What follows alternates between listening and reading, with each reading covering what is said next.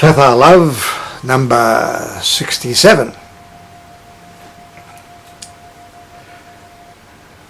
Catharism is all about love, various aspects of love.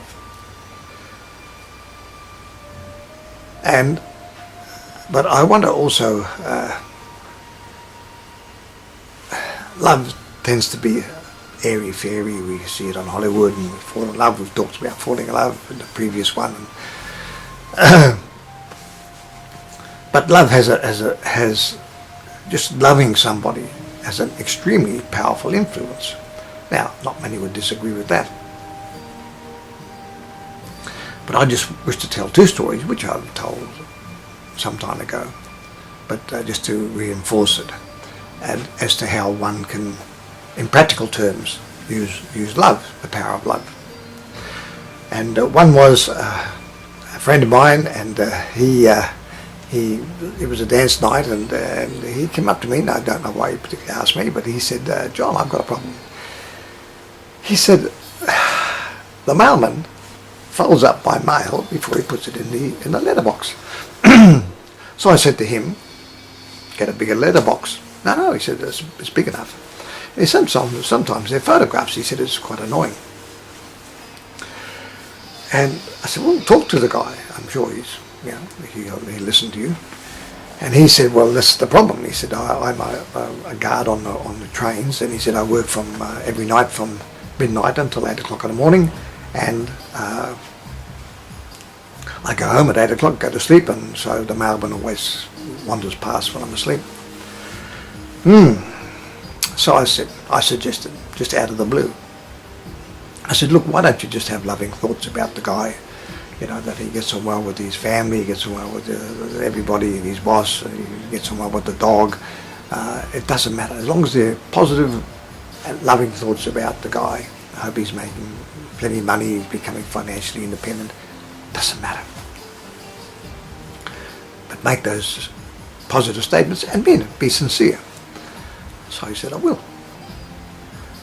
A week later, he came up to me and he said, believe it or not, I did it. I made those loving, on one occasion, maybe two, I don't know. But he said, the mail goes in, it's not folded over. He said, it's amazing. Story number 2. A friend of mine, she was heading back to Pakistan. And we had coffee a few days before she was leaving, and a week before she was leaving. And she was telling me that when she went back, she was really going to get stuck into her sister-in-law, give her a really hard time.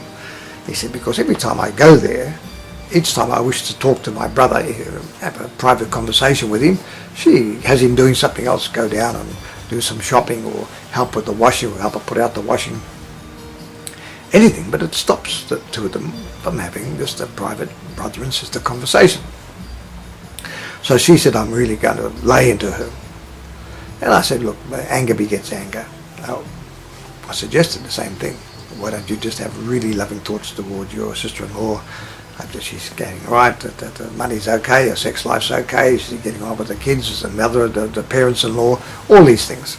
Doesn't matter, just have loving, constructive and positive thoughts towards your sister-in-law. She said, I will. Okay, the very next morning at 8:30, not a good time for me, I'm just getting myself together. There's this phone call from my friend, and she said, you wouldn't believe it. She said, last night I did that. I had these loving thoughts towards my sister-in-law. She has never, not once has she ever rang me. At 8 o'clock this morning, she rings me and tells me that when I arrive back, she's going to give me a great time, and it's going to be the best 2 weeks that she's ever spent in Pakistan with her family. These are true stories. They actually happened. And there's others. One, I had these dogs. They were barking and yelling. There were a couple of pups, Alsatian pups, and I think the owner just bought them, and they were outside, and they were just moaning and groaning, literally 24 hours a day. And I thought, oh, can I get onto the council, or who can I get onto about these dogs? And I thought, hang on, here am I giving advice to other people. I'm just going to, dogs, puppy dogs, but nonetheless, I'm going to use it.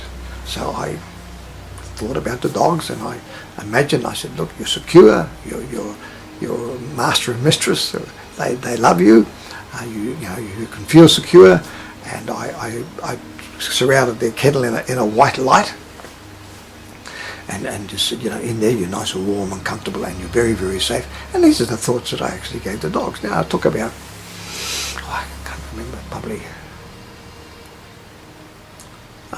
10 minutes, 12 minutes of doing this. The dogs went quiet. In fact, they stayed quiet. And in fact, I thought, they've obviously got rid of them because I haven't heard from them. And but the point is, about a week later, I was going past and I thought I'd peek through the fence. And the dogs were there. So even with animals, it can have an effect. So often we talk about love, and it's nebulous and it's airy-fairy. You can't really put your finger on it. But I told these stories to show you that love has a powerful effect. I also had another story once about this psychiatrist in Hawaii at the state prison for the mentally insane, and there were some people even chained to the wall to stop them from murdering the other inmates. And there was 32 there, and what he did was he just thought about these people. He knew who they were through their paperwork, what they'd done, and he had all these loving thoughts about these people, constructive thoughts. The other thing that he did was, and which is also, I suggest, as a Cathar system, to do with love, purposeful love, love getting a result, is that if you wish to influence a situation or a person, you look at yourself and say, what changes could I make within me? How I could change, and in a loving and understanding manner towards yourself. And how could that, and by doing that, effect a change in the other people?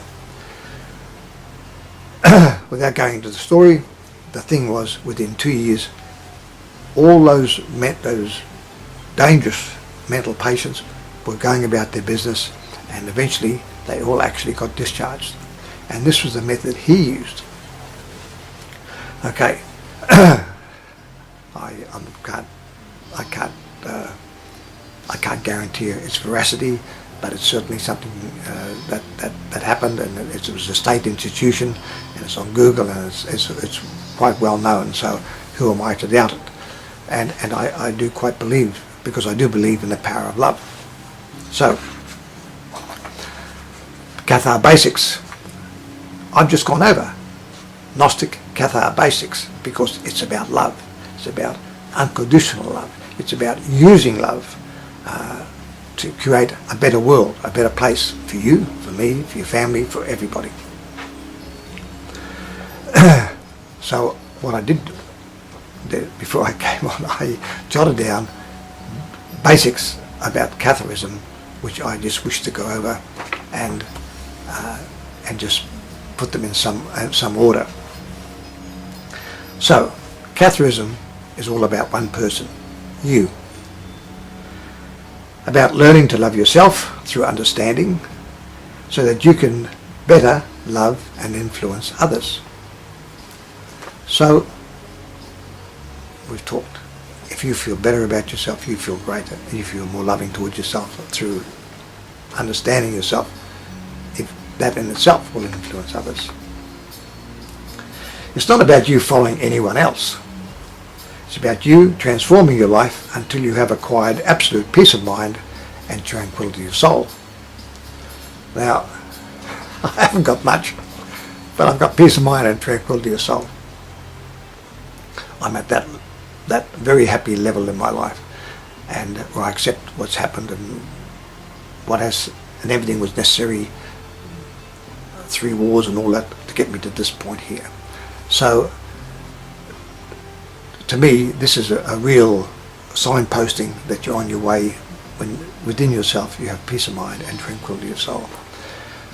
This was brought about because I had lunch with a friend the other day, and he had family problems, and I could see the pain within his face, and he was a good Catholic lad, and he used to go there, but I could see he's concerned about going to heaven or going to hell, salvation or damnation, whereas it doesn't come into my life in any way whatsoever, apart from what I talk about it. And yet with him, this is a major aspect of his life, and especially as he's getting older. This is really difficult when you are concerned that after this one life it is either salvation or damnation. The Gnostic Cathar knows full well that one has many lifetimes, so to ultimately achieve our purpose for why we were originally created, which is certainly not for some form of eternal punishment. 2. This peace of mind comes from understanding knowledge of the heart, gnosis, that the origin of all is the source, or the one, plenum, the source we'll stick with. From the source emanates unconditional love for everybody and everything. 3.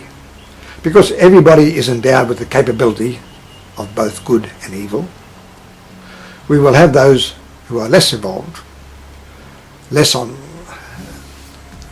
not many reincarnations under their belt, we'll say, and they can often move towards the lower part of their nature, even evil. Gnostic Cathars knowingly, through choice, move towards the better part of their nature, their higher consciousness. 4. Gnostic Catharism is about bringing change to others through making necessary changes to our own lives and thereby influencing others. 5. Catharism is not about churches, something built of stone or concrete. You and your Gnostic and Cathar friends are the church. You are the church. And this can't be physically pulled down or destroyed. It's within your mind. You can't pull that down. Catharism is all about your mind, your soul and your divine spark. It is not about what you wear or where you kneel down to pray. 6. Each of us, all at our innermost core, has a divine spark, which is not God or the source. Some, even the old Gnostic sect early had this. Some considered that they were part of God. They certainly were created by God and came from the origin of the source. I put it this way. Each of us at our innermost core is a divine spark, which is not God or the source, but it is of the source, as is a spark that leaps from the flame, or a solar flare that shoots out from the sun. So we come, but we're not. However, each divine spark desires to return to its origin and ultimately will, after the necessary cycle of lifetimes on some planetary system, ours tends to be Earth, as well as the necessary time that we need in the world of spirit.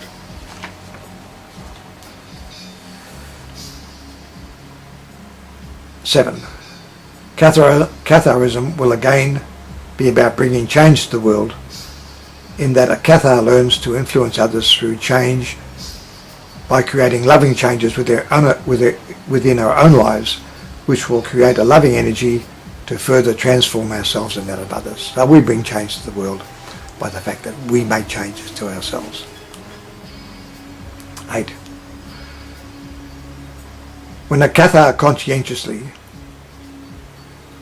and consciously makes loving changes to transform themselves, they will also move into a more transcendent state of being, where seeming miracles, both small and large, will take place. These pleasant surprises to a Cathar's life is the signpost that the person has made the right choice with their lifestyle. So it means no one is born a Cathar. You can't be born a Cathar. Cathar is a conscious choice of whether you whatever religion or lack of religion that you may have. You choose to transform your life towards your higher consciousness. You need to make this choice. So obviously most people are of a certain age before they can make that choice. They need certain they need life experiences behind them for them to with which to base those choices. But having made that choice that you want to move down the Gnostic Cathar path, the enchanted path, good things will happen. And those good things that will happen, and as Henri de Boer said, you must expect miracles. They're there to say, you have made the right choice. You're on your way. You're heading down that path. But your path may not be my path. But we're on it. And those things will happen to signpost that you have made the choice, the right choice for you.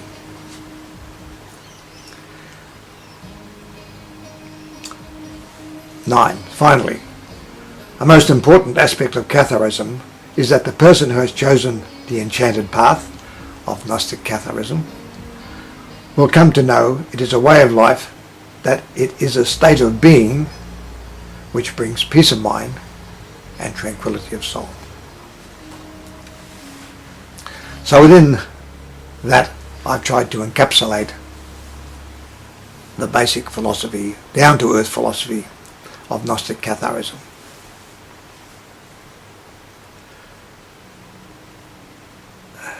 It's been a long road, going right back to philosophers, Heraclitus, who was the 400s and 500s before Christ, pre-Socratic. He made the statements like, all is one. Someone said he made the statement, I am looking for me. I can't verify that last one. On the other side of the world you had Mozart, and he was in the 200s and 300s before Christ, at a period in China called the Warring States, and he was after Confucius. But he was the person, the first that I'm aware of, that that moved towards universal love. And that means, he said, loving other families quite apart from yourself, loving a stranger quite apart from your own tribe. And so these go right back, and then of course there's other Gnostic paths that came from Babylon with the Jews, and did the Gnostic side of the Jewish faith, and they came into that came into the West from Babylon, where there was also Gnostic thought about one God, about light and dark. And then in Christianity you have John, and he talks about being the children of the light. So all these are little strands all coming together to bring us ultimately various forms of Gnosticism, some which were diametrically opposite, it would appear. And bit by bit, with Mani travelling and learning about Buddhism and vegetarianism, and all these things are coming back, and eventually coming back, and then all this knowledge eventually coming over to the West, north of Italy and Europe and Germany and France, where we have Catharism. And of course that being wiped out as much as they could, but the idea, the basic fundamentals are there. But whereas medieval Catharism was a Christian offshoot, the Catharism of today is purely universal. A person coming from a distant planet, if he came here, go, who's this Muhammad? Jesus. Oh, okay. And or Allah or whatever. he may or disagree with any of these, but he would feel perfectly at home with the Cathar, Gnostic Cathar idea of a universal love for everybody and everything, everywhere. So on that loving note, I shall bid you farewell for another day. Bye for now.